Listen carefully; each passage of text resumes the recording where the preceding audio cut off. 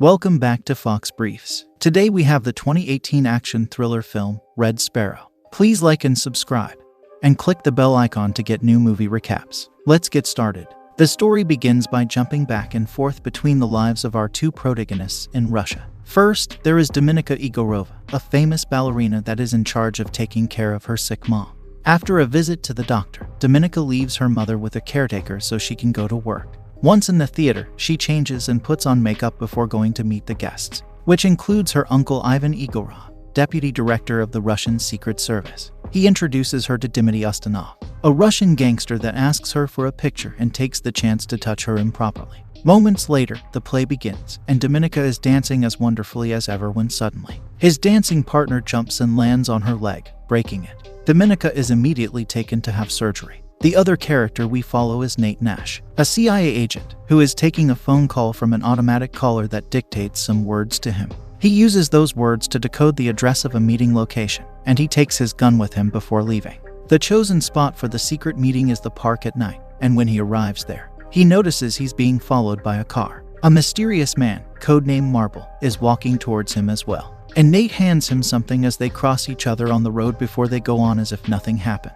The car is still following him, though, so to give the Mon a chance to escape, Nate creates a distraction by shooting the floor and starts running away as the car gives him chase. He reaches the town and is surrounded by the police just as he makes it to the American embassy. Inside, he meets with his bosses, who tell him the asset is safe, but Nate will still be sent back to the USA for his mistake. The next day, Ivan visits Colonel Sakharov, director of the Secret Service. In his office, General Vladimir Korchnoi is there as well. They show Ivan a video of Nate's meeting at the park and mention he's a CIA agent that left the country that morning. But their main interest lies in the other man and finding out his identity.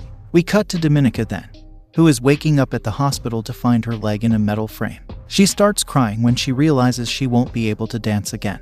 3 months pass. Dominika, who is still walking with the aid of a cane, is visited by Ivan. He comments on the fact a replacement for her has already been found and how the theater had been lending them the apartment and covering her mom's medical expenses. All that will stop soon now that she doesn't work for them anymore. Ivan says he wants to help her and asks her to come to him when she's ready. He also leaves an envelope for her before leaving. Dominika opens the envelope and finds pictures that show her dancing partner has been romantically involved with her replacement, plus a recording of a conversation between them that implies he jumped on her on purpose so his girlfriend could take Dominika's place. Later that day, we find Dominika in the theater, watching her former partner and the new girl practice. After they're done, they go to the steam room and Dominika follows them, only to find them having relations. Rage takes over and Dominika starts using her cane to beat them both to the ground before running away.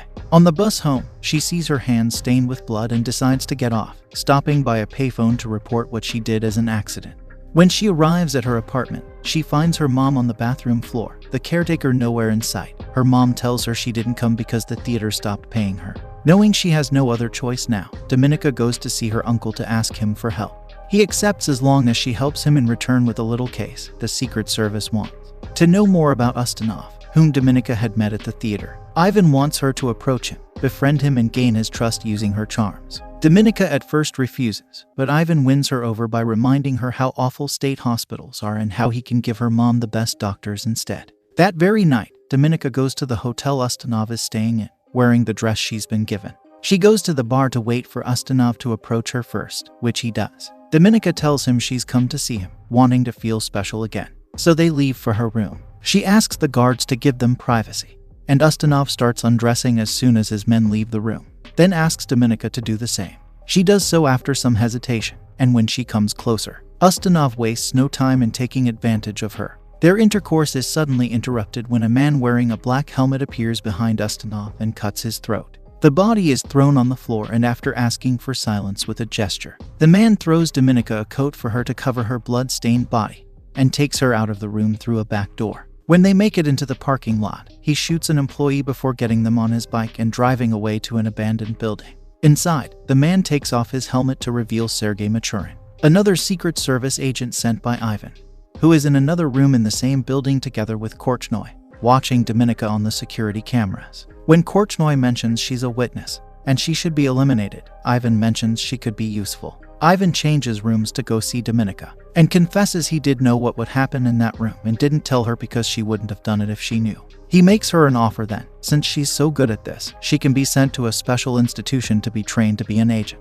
If she refuses, he won't be able to protect her, so she can only accept. Dominika leaves for the institution a couple of days later. When she arrives there, she's received by Matron, the headmistress of Sparrow School. She gives Dominika a fake name to use in the school before taking her to her room. Soon after that, Matron talks about the modern world being in chaos and how Russia is the only country willing to make sacrifices to fix it. The students will be trained to be Sparrows, spies who specialized in seduction and psychological manipulation. Dominika and a student named Victor are called to the front of the class and asked to strip. Victor does so without issues, but Dominika doesn't dare. Matron scolds her for it. We then cut to Nate, who's been summoned by the SIA's discipline panel to be informed he'll be suspended for his mistake in Russia, and he can't leave the country. Nate protests because their mole, Marble, has been working with Nate for 3 years and won't trust anybody else, but he isn't heard. Back in the Sparrow School, during a class with Matron, she tells them they need to be able to identify what their targets want. She puts some videos on VT for examples for them to work on. In the first one, Victor guesses wrong and Dominika corrects him, earning her his dislike. The second is guessed by another female student, who is called to the front of the class and told she will have to use her mouth on the man from the video, who is brought into the classroom in cuffs. The girl gets on her knees but is incapable of doing it. She falls to the floor crying. Matron reminds all the students that they need to learn to trick their body and teaches them some basic education tricks. Back in the USA, Nate notices he's being tailed and informs his superiors of this. He learns that the CIA hasn't heard anything from Marble, and he takes the chance to remind them. He will talk if it's Nate that contacts him. They reach a deal. He can't still go back to Russia, but they can send him to a country nearby so the Russian Secret Service will know he's around and Marble will resurface. Nate accepts for the team to come with him. Meanwhile, in the school, the students are asked to give welcome a group of soldiers that just returned home from war. Dominika chooses a young man and takes him to her room where she successfully gives him a hand. Later that day, Matron and the students watch all the videos of their performances with the soldiers. Matron tells Dominika her technique was good but she still hasn't learned to give herself up. After class is over, Dominika goes to the showers, where she's assaulted by Victor. She defends herself by taking the water tap from the wall and hitting him with it. In the meantime, Ivan, Korchnoi, and Sakharov are discussing the fact Nate has been relocated to Budapest. They want to do something about it, but they know the president doesn't want them anything that may come off as antagonistic against the USA. Ivan proposes they give the mission to someone else. Back in the Sparrow School, Matron and a newly arrived Korchnoi question Dominika for her attack on Victor. Matron thinks Dominika still has potential, and Korchnoi asks for a moment alone with her. After everyone else leaves the room, he questions Dominika again, and she explains she owes and serves the state, not her classmate. She's allowed to go back to class, where Matron once again calls her to the front while Korchnoi watches from a security camera. Dominika is shown a picture of Victor and asked what he wants as he enters the room. Matron orders her to give him what he wants. Victor asks her to turn around, but Dominika refuses and gets into action as she undresses. He tells Victor to look at only her, and once she's completely naked, she sits on the table with her legs open, egging him on to take her. Victor can't get it up and runs away when she teases him for it. Then Dominika answers Matron's question. What he wants is power. Korchnoi is impressed. Moments later, Matron meets with Dominika in private again and tells her she'll be sent back to Moscow. Days later, while reuniting with her mom at their place, Dominika receives a call that tells her to meet Ivan at a restaurant. When she makes it there, she sits with him and he explains her next mission. She'll be sent to Budapest to befriend Nate and gain his trust so she can learn the identity of their mole. He gives her a new passport and documents with a new name. Dominika leaves without eating. She makes it to Budapest a couple of days later and goes to stay at an apartment she'll share with a fellow Sparrow, Marta. Later that day, she meets with her new boss, Station Chief Maxim Volontov, and asks him for some information on Nate. Afterward, she follows Nate around to learn his routine. The next day, Dominika starts going to the same swimming pool as Nate and lets him go to her when they leave the building. They chit-chat a bit, but Dominika plays hard to get. She also makes up a story about being a translator for the embassy. The following day, however, she doesn't find Nate at the pool, and the receptionist tells her that her ID has gone missing. Turns out, Nate already knows she isn't what she says. We cut to him explaining to his superiors that she's been using many names and making the connection to Ivan. He thinks she's valuable and that her using her real name is a provocation. After some hesitation, his superiors allow him to get closer to her to gather intel. After going to Volontov to report her progress and ask for an embassy pass, Dominika visits the embassy and sees Marta chatting with Stephanie Boucher, an American politician. Nate interrupts her staring to chat, admitting he was the one to steal her ID from the pool, and asks her out to dinner the next day at 8. Dominika accepts before leaving.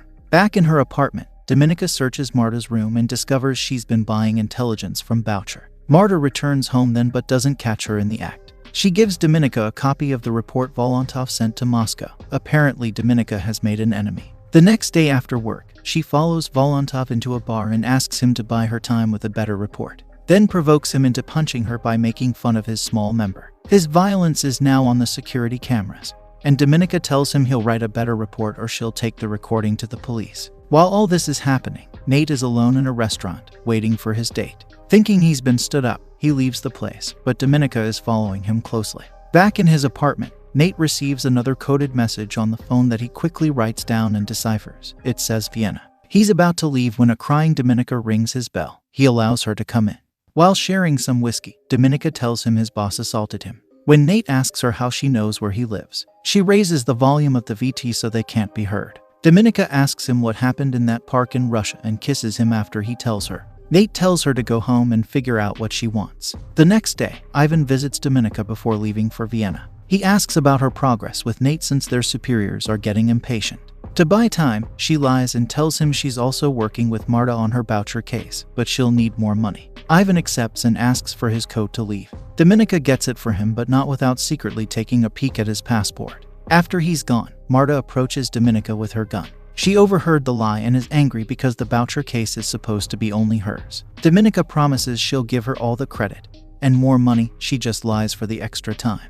Marta only accepts because she has no other choice. Later on, Dominika goes to Vienna and opens a bank account there while Marta visits Volontov to tell him she knows how to get rid of Dominika. Dominika returns to her place that night and finds Marta murdered in the bathtub. Suddenly, Sergei appears behind her and grabs her by the neck to pass on a warning. This is what happens to those that share secrets. He also tells her to call the police before he disappears. We cut to Nate there, who is reporting to his superiors about having met with Marble in Vienna. Marble has given him some files confirming Dominika is a Sparrow, and that makes Nate think she's even more recruitable. Meanwhile, Dominika is being interrogated by the police, but she tells them nothing. When she leaves the precinct, she finds Nate outside waiting for her. They go back to his place, where he confesses he knows she's a Sparrow. Dominika tells him her story in return, putting emphasis on the fact she only cares about her mother's well-being. Nate asks her to be a double agent for him, promising her protection, and she replies she needs to sleep. He gives her his room.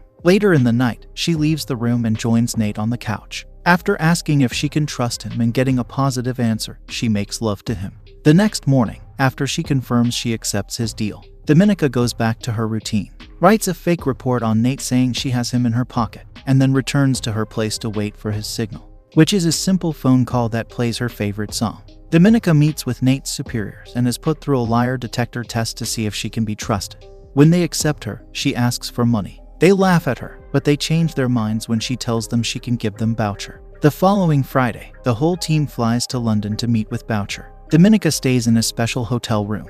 The CIA prepared for her with security cameras to monitor, and a set of discs hidden under a desk to change for the real ones later. Moments later, while she's at the bar waiting for Boucher, he's surprised by the sudden appearance of Volontov, who supposedly wants to help. Dominika sends him to her room, otherwise his presence will scare Boucher off. Boucher arrives soon afterward and Dominika goes to her, explaining Marta sent her. Boucher doesn't like this change and is about to leave, but Dominika convinces her to stay when she threatens her with some dangerous pictures and mentions the money. Both women go to Dominika's room where Volontov is waiting. Boucher gives her the discs in exchange for the money, and Dominika pretends to take the discs to her computer to check they're real when she's actually trading them with the seal. Dominika and Volontov leave then after telling Boucher to wait an hour to leave too. But Boucher is anxious and drunk, so she leaves soon after. When she makes it to the street, she notices she's being followed and gets scared. So she throws the money in a trash can and crosses the street where a truck hits and kills her. Dominika is in a car with Volontov when this happens, and he quickly gets the news on the phone. He tells Dominika they've been given orders to return to Moscow immediately, and takes her passport. When they make it to Moscow, Ivan takes the discs from Volontov before arresting him. Both he and Dominika are under suspicion of having helped the Americans. When asked about it, she denies it. so she starts being tortured in different ways for the real answer, but she doesn't give in.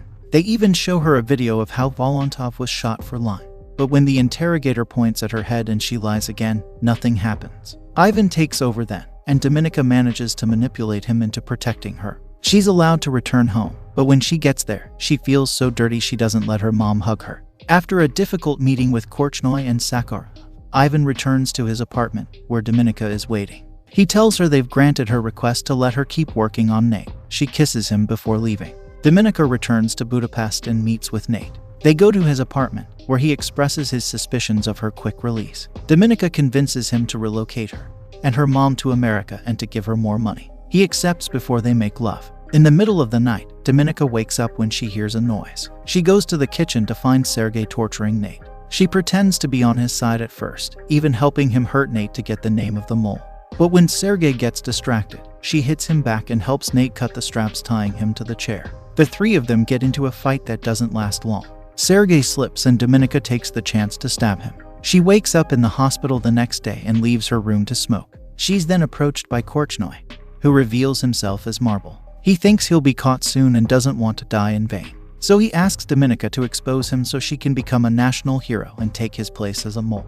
She doesn't give him a definite answer, but after he leaves, she checks on Nate and leaves as well. She gives herself up to the police and asks to see the Russian ambassador. When she's taken to him, she tells him to call Sakharov and inform him she has the name of the mole, which she'll give him in exchange for her freedom. A meeting to do the exchange is arranged later that night at an airport. Nate will walk with her to confirm the identity of the mole, and she mustn't try to run or she'll be shot. Nate is angry with her because he thinks she's used him, but she has a surprise. When the Russians approach them with the mole, they take the bag off his face to reveal it's not Korchnoi, it's her uncle Ivan, who has been framed thanks to Dominika fabricating evidence since she made it to Budapest the first time.